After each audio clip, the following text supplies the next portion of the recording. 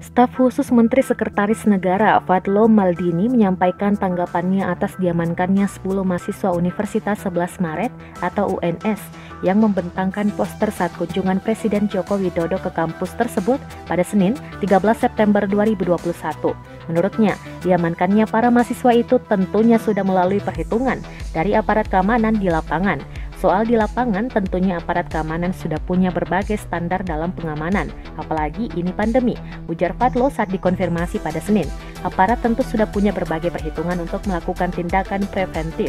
Presiden datang saja sudah berpotensi besar mengakibatkan kerumunan, apalagi ditambah aksi demonstrasi, tegasnya.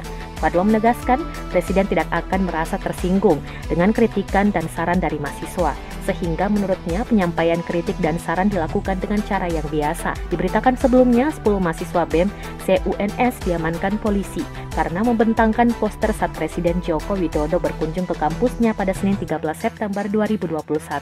Kunjungan Presiden Jokowi ke UNS untuk menghadiri kegiatan Forum Rektor Perguruan Tinggi se-Indonesia. Peristiwa penangkapan mahasiswa itu terjadi sekitar pukul 10:30 waktu Indonesia Barat. Awalnya para mahasiswa menyuarakan aspirasi dengan membentangkan poster di beberapa akses masuk menuju kampus UNS.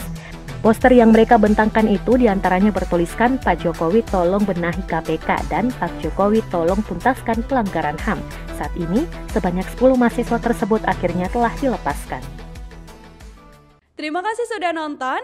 Jangan lupa like, subscribe, dan share ya.